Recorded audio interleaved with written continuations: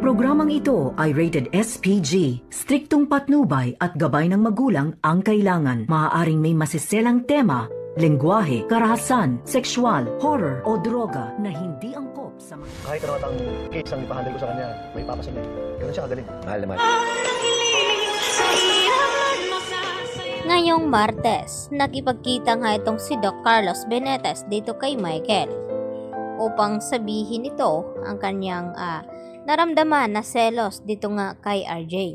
At dito nga napag-usapan ni Carlos at Michael ang taglay dito ni Annalyn na pinakamagaling dahil sinabi ni Carlos na kahit anong case daw ang kanyang ibibigay kay Annalyn ay talagang maipapasa ni Annalyn. Ganun daw kagaling itong si Annalyn. At dito nga na sinabi ni Michael na mahal daw niya ang batang iyon. At sana kung may galit man daw itong si Carlos dito kay RJ, wag daw ibuntong dito kay Annalyn dahil hindi daw ito hahayaan ni Michael na mangyari ang mga iyon. At nangako naman itong si Carlos dito kay Michael na gagawin na niya ang lahat upang matuloy na nga sa pagpunta ng Japan itong si Annalyn. At dahil sa nabalitaan ni Annalyn na nakapasa nga siya dito sa challenge na ibinigay ni Carlos ay agad naman natuwa ito at nagpaalam na dadalawin daw niya itong kanyang ina na si Lynette. At dito nga na masaya na ibinalita ni Annalyn sa kanyang ina na makakapunta na nga daw siya ng Japan. At natuwa naman itong si Lynette sa ibinalita dito ni Annalyn. Kaya agad na payakap itong si Annalyn dito sa kanyang ina na si Lynette. At may napansin nga itong si Annalyn dahil umaray nga itong si Lynette nang hawakan at masagi ni Annalyn ang braso nito. At nang tingnan ni Annalyn kung ano nangyari sa braso ni Lynette ay dito naman na sinabi ni Lynette na hindi daw iyon sinasadya na masugatan siya dito ni Carlos Benitez at hindi na nabanggit ni Lynette kung ano ang dahilan. Sa kabilang banda, nagpaplano naman itong si Eric at itong si Justin kung papaano daw nila umpisahan ang pagpapabagsak dito sa Apex Hospital.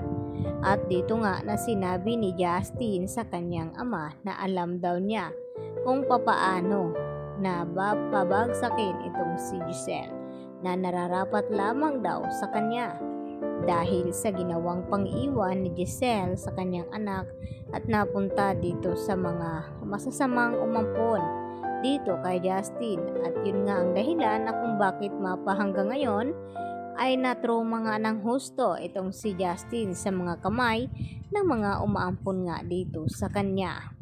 Subalit dahil nasa comatose pa itong si Don Pepe ay hindi naman sukat akalain dito ni Giselle at RJ na mayroon ngang muling magbabalik sa inaakala na wala na ito.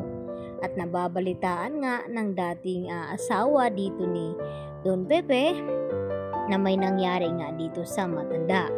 Kaya agad na pupuntahan ito sa Apex Hospital. At gugulat naman dito kina Giselle at RJ na buhay pa pala ang kanilang mama. At nagtataka ito na kung bakit anong nangyari dito kay Joselito na kung bakit nakumatos ito. At dito naman na ipinaliwanag ni Giselle at RJ kung ano talaga ang tunay na dahilan na nasangkot nga ito sa kidnapping itong si Don Pepe. At hindi lang iyon dahil natagpuan nga ito sa bangin. Kaya nagkaroon ng injured ang brain nito at humantong sa pagiging comatose. At ngayon nga maitutuloy na nga ba dito ni Justin at Eric ang kanilang paghihiganti dito sa buong tanyag dahil sa laki ng galit nito, lalo na itong si Eric dito kay Don Pepe na nagawa nga siyang ipakulong nito. At pinagsisihan naman iyon ni Don Pepe dahil humingi nga siya ng tawad dito kay Eric nung ito'y nasa US at matagpuan nga at mahanap itong si Justin roon. At dahil gusto ngang makapaghiganti ni Eric sa pamilyang tanyag at pagbabayarin sa lahat ngang pagpapahirap dito sa kulungan noon dito ni Eric. Kaya pati itong si Giselle ay madadamay sa tindi ng galit dito ni Eric at ganun man kay Giselle, kay Justin.